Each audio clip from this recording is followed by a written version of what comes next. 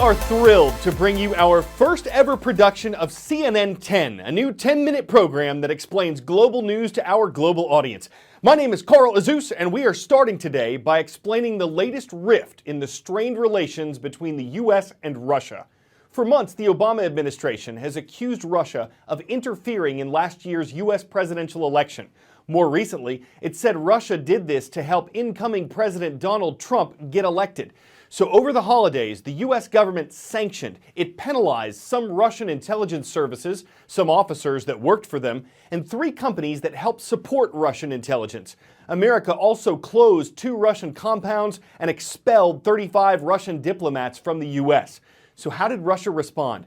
Its president, Vladimir Putin, has repeatedly denied interfering in the American election. He said he would not, quote, stoop to the level of irresponsible diplomacy, that he'd allow American diplomats to stay in Russia, and that he'd be working to rebuild relations with the U.S. after President-elect Trump is inaugurated. A lot of different perspectives on all this. The head of WikiLeaks, which published millions of hacked U.S. documents, said they did not come from the Russian government. Critics, including President-elect Trump, have said there's not enough proof the Russian government was behind the hacks. U.S. House Speaker Paul Ryan called the U.S. sanctions on Russia overdue, but said they were an appropriate way to end 8 years of failed policy with Russia. And Senators John McCain and Lindsey Graham said the sanctions don't punish Russia enough. There's also trouble in the relationship between the U.S. and Israel, an American ally in the Middle East. On December 23rd, the United Nations Security Council passed a resolution. It says that Israel is breaking the law by building settlements on land it captured and claimed as its own during a war in 1967. The U.S. usually vetoes resolutions like this because it sees them as overly critical of Israel. But in this case, the U.S. abstained. It didn't vote. That allowed the UN resolution to pass when 14 other members of the Council voted for it. The resolution itself is mostly symbolic. It doesn't penalize international trade or cooperation with Israel. But it makes a statement that infuriated Israel, which has accused the Obama administration of secretly supporting the resolution. The U.S. government denies that, but all this has deepened the divide between America and Israel. As a rule, settlements are Jewish-only communities that are on Israeli-occupied land that the Palestinians had hoped to use as a future state. And one of the sticking points here is that the Palestinians feel like their land has been stolen, and also that it stops them from having a contiguous or continuous area to call their own state. The Israelis say, look, some of this land is historically ours, some of this land is politically ours, and also they're using some of the land for security purposes. All in all, this is one of the sticking points in the peace process, and one of the things that Secretary Kerry has tried to undo.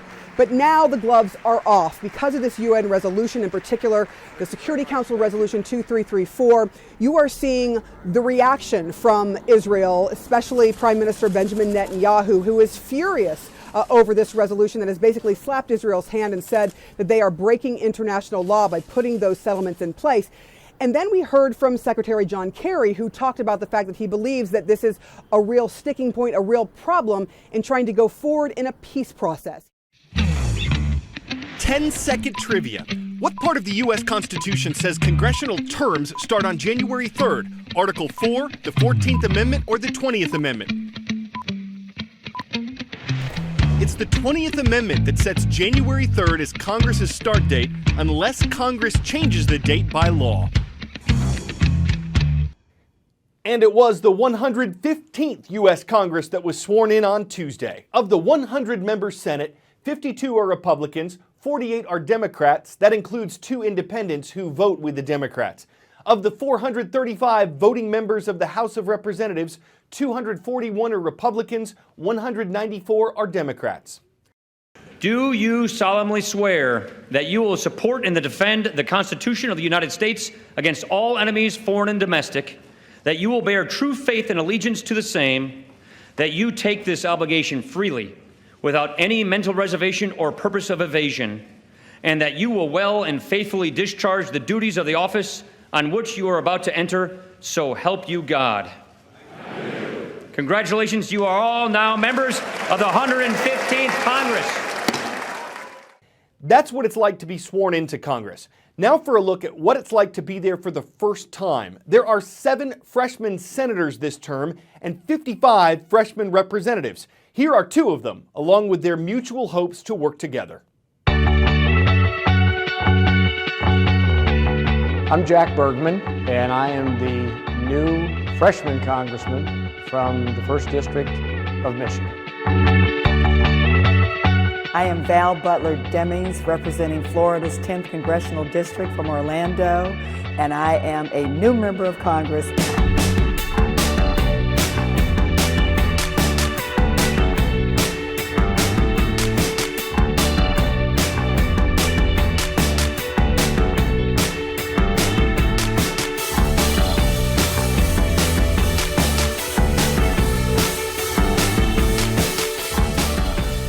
People like us are sitting here today in these new freshman congressman roles because the people who vote said they want to see something happen different than what has been happening here in Washington, D.C. in the recent past. I believe that's why folks like Val and I got elected. Many times we only focus on our differences and not our similarities.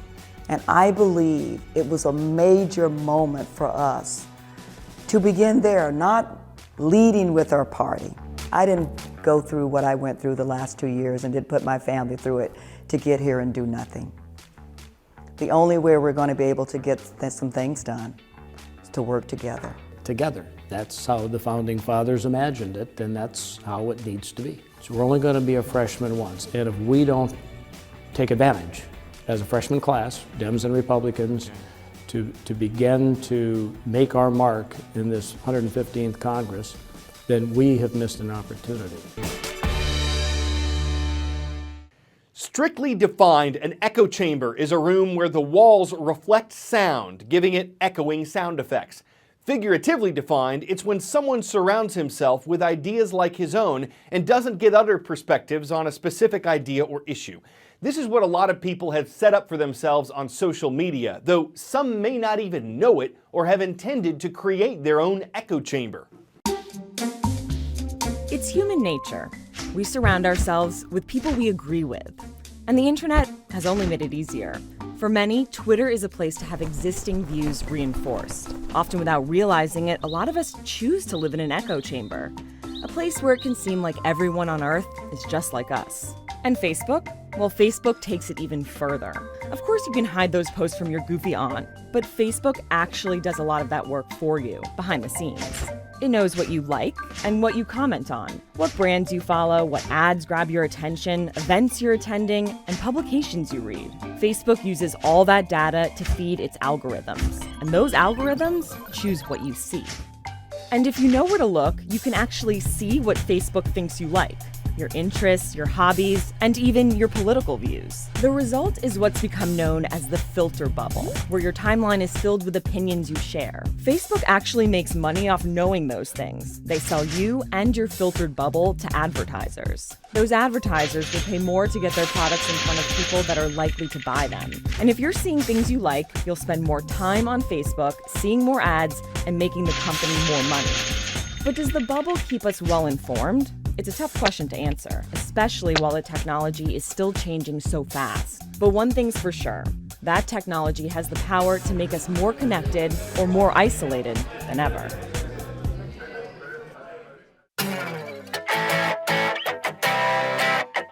Now for 10 out of 10. Our last minute today goes to a robot designed by a man who worked on movies like Transformers.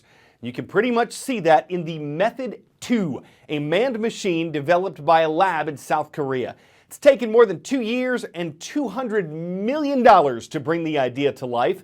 It's not finished. The designer compares it to a baby taking its first steps, and they're big ones. The Method 2 weighs more than 1.5 tons. So there is a man in the machine, and he's gotta love heavy metal. Some think it's just the prototype to play RoboCop, so you can keep your mechan eyes peeled for that. It's certain there's a method to the madness, and that is 10 out of 10 for CNN 10, where the puns are intended and automatic. I'm Carl Azuz. Thank you so much for watching. We hope you'll take 10 again tomorrow.